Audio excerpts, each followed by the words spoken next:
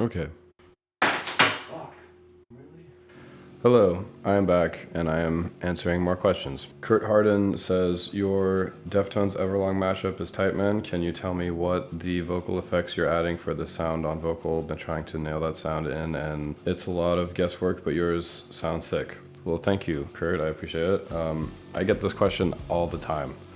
And it's really simple, actually. I'll put up the vocal chain on the screen there. It really is just some EQ and some compression, chorus, and this plugin from JST called Soar. It's kind of a tape delay, but I mean, any tape delay will do. Sometimes for the choruses, I will put a stereo widener on it, and that's what that side widener is. It's also a JST plugin. I use a lot of JST plugins.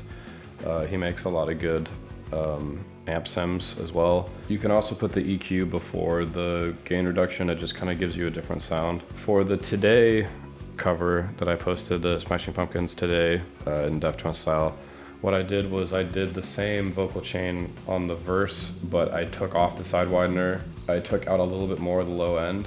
You can see there's a lot of low end taken out of that, but I put a little bit of the low end back in for the chorus, just so that it like hits a little bit more frequencies and kind of comes in harder. And then that's also what that side widener does too. It just kind of makes it sound bigger when it comes in. A lot of the tone in that comes from the chorus effect. Deftones uses a lot of chorus effects on their vocals. And I would say to use as less effects as possible when you're doing vocals, but in the case for Deftones, I don't want it to sound like me, so I try to put as much effects as I can on it so that it doesn't sound like me, because I can't really imitate his voice that well. If it sounds anything like Chino, really 80% of it is effects and like 20% of it is me actually trying to sound like him. The other plugin I forgot to talk about is the gain reduction there on the top.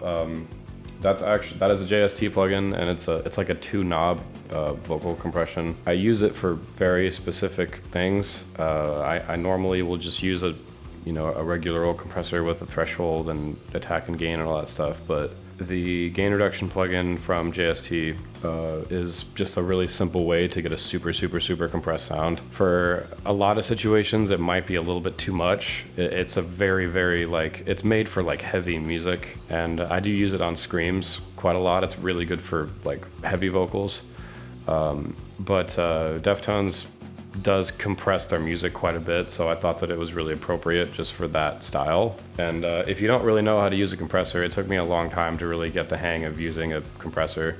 It's a good plugin to start with because it's, like I said, it's like 2 knobs, and it gets you a really compressed sound without you having to do much. But it is limiting because it's really hard to get a sound out of it that isn't extremely compressed, because that's kind of what it's for.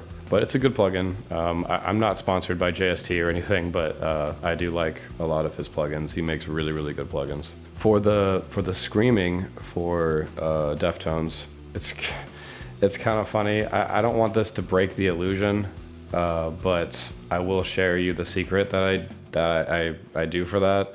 I'm not even actually screaming. I'm literally whispering, like I'm going, "Today, yes, today, yes." Like I'm literally whispering, and I put an amp sim on it. Like I put a really heavy guitar tone on it to make it just like super distorted, and it kind of sounds like those old Deftones albums, because that's kind of what they did. That he screamed and then they just, they distorted the hell out of it. I'm a cheater, I know. But I hope that doesn't break the illusion. It still sounds good, but hopefully that knowing that information doesn't ruin it for you. And if it did, I'm sorry. Sheldon Appling says, your Apple Music is linking us to a Hispanic band. Not sure if you could fix that or are unaware. Yeah, I am aware. That's been an issue for a long time. Apple Music is really bad about like getting back to you, as is YouTube.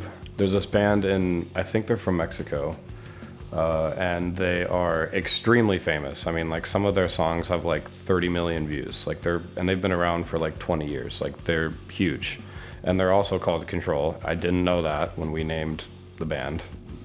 We had no idea. Our music gets lumped in with theirs a lot because we have the same name. We contacted Spotify about it, and eventually they separated them, which was great. But Apple Music never responded. I tried for years. I tried to get a hold of them to tell them to separate us, and they didn't do anything about it. Same thing with YouTube. Our YouTube channel actually is like merged with theirs. So if you go to our YouTube, the Control YouTube channel, it'll say that we have like 100,000 subscribers, but we don't. We have like a couple thousand. And YouTube reached out to me telling me like, oh, you have 100,000 subscribers. You know, we want to send you a play button. And I replied back and I was like, hey, you guys like have our channels merged. So I don't know who you should be contacting about this, but it's not me. Like these aren't my subscribers. These are a different band's subscribers. So, you know, you guys should probably fix that. And they didn't get back to me.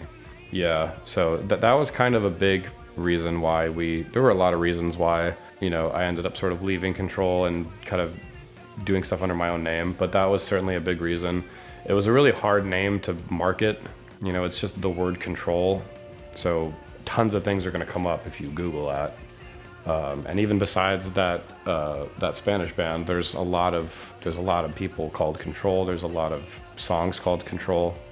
So it was really hard to market. So Matt Glocky is like just weird, and I looked it up before I made any pages with the name to make sure that no one is called that, and I did not find a single person called that. So that was what I wanted. I wanted to be able to, like, you Google the name and only my stuff comes up. I would love to fix it to where it doesn't show you anything from the other band, but I've tried, and I have no other way. I don't know what else to do, because I've tried to contact these streaming services for years, and the only one that got back to me was Spotify. So thank you, Spotify. Good guy, Spotify. Grant Epifanio asks, what guitar are you using? This was on my Today cover. It is a Strandberg Bowden 8 fan fret.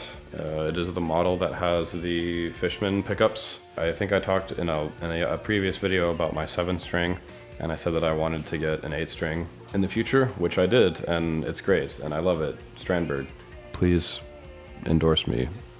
I'm super cool, and I like your guitars. I know that Strandberg makes guitars with Fishmans, and then some of them have I think they're just like house brand Strandberg pickups, which I've watched videos on, and they sound good. You know, I don't see anything apparently wrong with them, but Fishmans, I just love the way that they sound. They just have a certain sound, and they're really loud, but they just have such a thick tone.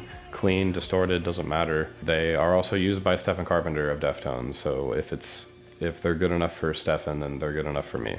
Lucid Birdie asks, how did you learn to sing and play at the same time?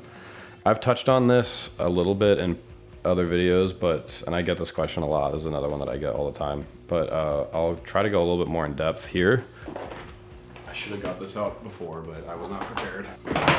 Make the playing really simple. Like, you gotta start slow and work up to it. Start simple and work up to more complicated stuff. I just kicked the camera, fuck. So like if you wanted to play like, I don't know. If you wanted to play like Time of Your Life or something, perfect example. You're not gonna do that riffing, you know, the skipping between strings. Literally just be like 3, 4, 1, 2, 3, 4, 1, 2, 3, 4. It's super boring, but you have to start there to get up to more complicated stuff. And if you can't balance a bunch of chords, just try 2. Another turning point, fork stuck in the road. Time grabs you by, and then once you can do that really well, add that D chord in there. Fork stuck in the road.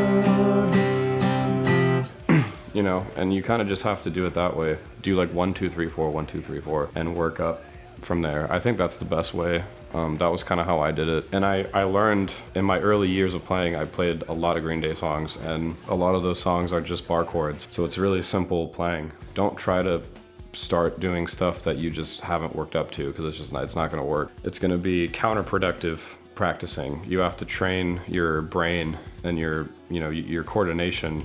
You have to train it to do this, and the way to do that is to start simple. Oh my God. Thank you for the question. Hope that helped. Professor Aries says, put a little more juice in the vocals. I don't know what that means. I only brought this one up because I wanted to ask what it means. What are you talking about? Imagine if someone auditioned for American Idol or something and Simon was like, you need more juice.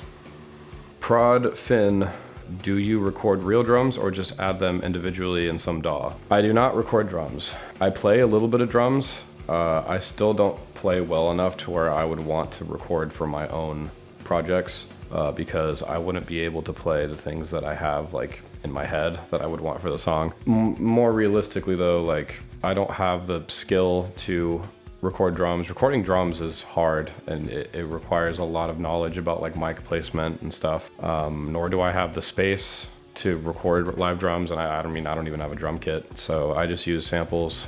I've been using samples for a long time. I have Easy Drummer. I normally don't use it. I don't know. I think it's a good tool for like writing, but I find that when I'm actually like making the drums for the final product, I use Native Instruments Modern Drummer. I just think it has a really great sound, and you can choose between a few different snares, and it has a lot of mixing capabilities and routing capabilities, and you can randomize the velocity, and you can do a lot of cool stuff on Contact. It's a good tool. How did you get that guitar tone? What is your vocal, or what is your signal chain? This was on the Defever tone, whatever you want to call it, the Everlong Deftones video. Again, it's really simple. I just took off some low end, and I'm using Guitar Rig more now, but back then I was using a lot of JST amp sims. So I have Jason Richardson on there. That's what that tone forge is. And then just some compression. I think the big part of that tone though is actually that I layered it with a 6-string guitar.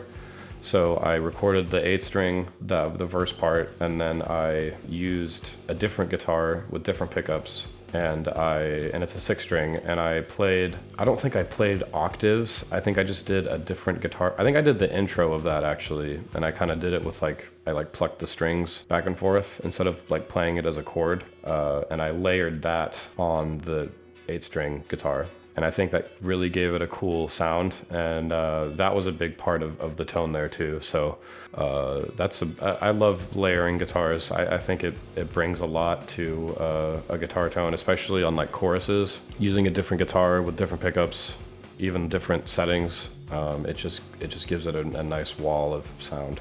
J Leal 1218 says, release your song on Spotify though, it's so good.